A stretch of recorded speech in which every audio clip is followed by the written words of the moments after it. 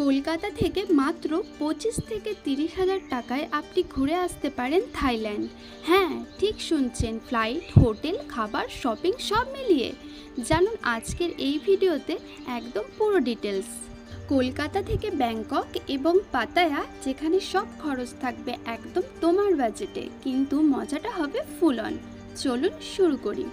আজকের এই ভিডিওতে আমরা জানব কিভাবে আপনি কলকাতা থেকে থাইল্যান্ড যেতে পারেন অত্যন্ত কম বাজেটে, অথচ কোনো রকম অসুবিধা ছাড়াই উপভোগ করতে পারেন ইন্টারন্যাশনাল এক্সপিরিয়েন্স। ভিডিওটা আপনি একবার মন দিয়ে শুনলে নিজেই একটা বাজেট ফ্রেন্ডলি ভ্রমণ পরিকল্পনা তৈরি করে ফেলতে পারেন। প্রথমেই চলে আসছি ট্রান্সপোর্ট নিয়ে। ফ্লাইটের খরচ কিভাবে কমানো যায় তার কিছু টিপস। কলকাতা থেকে সরাসরি ব্যাংকক যাওয়ার জন্য অনেক ফ্লাইট পাওয়া যায়, কিন্তু সবচেয়ে সস্তা ফ্লাইট পেতে হলে আপনাকে অ্যাটলিস্ট 2 থেকে 3 মাস আগে বুক করতে হবে।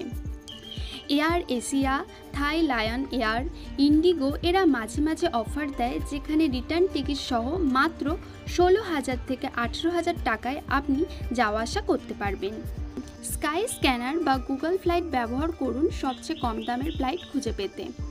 আর যদি ট্রানজিট নিতে সমস্যা না হয়, তাহলে কুয়ালালামপুর হয়ে গেলে আরও কিছু টাকা বাঁচানো সম্ভব। এরপর চলে আসছি ভিসা নিয়ে। এখন কি ভিসা সত্যিই ফ্রি? 2025 সাল পর্যন্ত থাইল্যান্ড, বাংলাদেশ এবং ভারতের ট্যুরিস্টদের জন্য ভিসা ফ্রি করেছে। আপনি কলকাতা এয়ারপোর্টে বা ব্যাংকক এয়ারপোর্টে ইমিগ্রেশনের সময় পাসপোর্ট দেখে সোজা এন্ট্রি পেয়ে যাবেন 30 দিনের জন্য। তবে পাসপোর্টের ভ্যালিড থাকতে হবে অ্যাটলিস্ট 6 মান্থের জন্য, এবং এর সঙ্গে ক্যারি করতে হবে প্রিন্টেড রিটার্ন ফ্লাইট টিকিট এবং হোটেল বুকিং। এরপর চলে আসছি কারেন্সি এক্সচেঞ্জ নিয়ে। এটা কোথায় কিভাবে করাবেন? থাইল্যান্ডে অফিসিয়ালি থাই বাত ইউজ করা হয়। কলকাতা থেকে থাই বাত নিতে পারেন, কিন্তু সেটার তুলনায় এক্সপেন্সিভ। সবচেয়ে ভালো হয় আপনি সেখানে গিয়ে ব্যাংকক এয়ারপোর্টে বা শহরের মধ্যে super rich Thailand exchange centre থেকে টাকা পরিবর্তন করেন।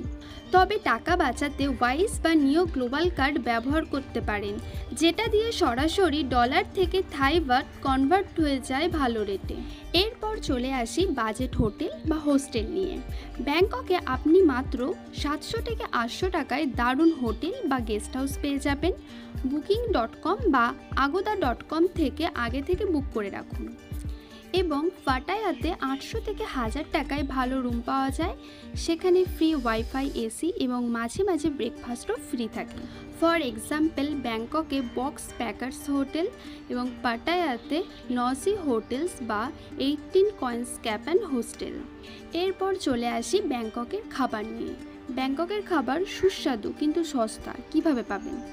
থাইল্যান্ড কিন্তু স্ট্রিট ফুডের জন্য বিখ্যাত। 50 to 60 থাই বাতের মধ্যে আপনি 1 প্লেট প্যান থাই, ফ্রাইড রাইস বা চিকেন সাটেক পেয়ে যাবেন। 7-Eleven স্টোরে 22 to 30 থাই বাতে রেডি টু ইট খাবার পাওয়া যায়। ড্রিঙ্কিং ওয়াটার মাত্র 10 থাই বাত। দিনে 2 থেকে 3 বার স্ট্রিট ফুড খেলে 200 থাই বাতের মধ্যে পেট ভরে যাবে। এবার আসি ইন্টারনেট ও সিম কার্ড নিয়ে। থাইল্যান্ডে পৌঁছেই এয়ারপোর্ট অথবা শহরের মধ্যে সিম কিনে নিন। AIS বা TrueMove সেরা অপারেটর। 8 দিন আনলিমিটেড ডেটা সহ সিমের দাম প্রায় 250 থাই বাত, যেটা ইন্ডিয়ান রুপিস 600 থেকে 650 টাকা। এতে ফেসবুক, ইউটিউব, গুগল ম্যাপ সব অনায়াসে চলবে। দেন জানবো ট্রাভেল ইন্স্যুরেন্স। এটা লাগবে কি? অবশ্যই ইন্স্যুরেন্স থাকা ভালো। আপনি যদি মেডিকেল এমার্জেন্সিতে পড়েন তখন খুব কাজে লাগবে।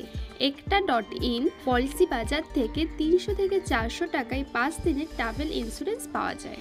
এবার আসছি ইন্টারন্যাশনাল ড্রাইভিং লাইসেন্স নিয়ে। পাটায়া বা ব্যাংককে আপনি স্কুটার ভাড়া নিয়ে ঘুরতে চাইলে ইন্টারন্যাশনাল ড্রাইভিং পারমিট লাগবে। কলকাতা RTO অফিস থেকে IDP বানাতে পারেন মাত্র 1000 টাকায়। তবে যদি না পারেন তাহলে উবের বা গ্রাফ অ্যাপ দিয়ে কম দামে যাতায়াত করতে পারেন। অ্যাট লাস্ট ইমিগ্রেশন প্রসেস কিভাবে হবে? কলকাতা এয়ারপোর্টে ইমিগ্রেশন খুবই সিম্পল। জাস্ট ক্যারি করতে হবে passport, flight ticket, hotel booking এবং ট্রাভেল ইন্স্যুরেন্স। আর ব্যাংককে পৌঁছে এই একই জিনিসই চেক করা হয়। এবং এর সঙ্গে ক্যারি করা ভালো proof of funds. Cash, card এবং বুকিং কনফার্মেশন। এরপর চলে আসি full 5 day budget travel plan list নিয়ে। ফার্স্ট ডে ফ্লাইট অ্যান্ড ইমিগ্রেশনের পর এক্সপ্লোর করতে পারেন ব্যাংকক সিটি এবং তারপর স্টে এবং মিলের জন্য আপনাদের খরচ হবে 1200 টাকা। এরপর সেকেন্ড ডেতে গ্র্যান্ড প্যালেস, ভাট অরুণ ঘুরতে যেতে পারেন। তারপর রাতে ট্রেন বা বাসে পাটায়া চলে যেতে পারেন মাত্র 1500 টাকায়। থার্ড ডেতে পাটায়া বিচ, ওয়ার্কিং স্ট্রিট ঘুরে স্কুটার চালাতে পারেন। স্কুটার ভাড়া সব মিলিয়ে 1300 টাকা। এরপর ডে 4-এ coral island tour, boat plus lunch, sim, food, local travel মিলে 1800 টাকা খরচ পড়বে। এরপর চলে আসি ডে 5 নিয়ে।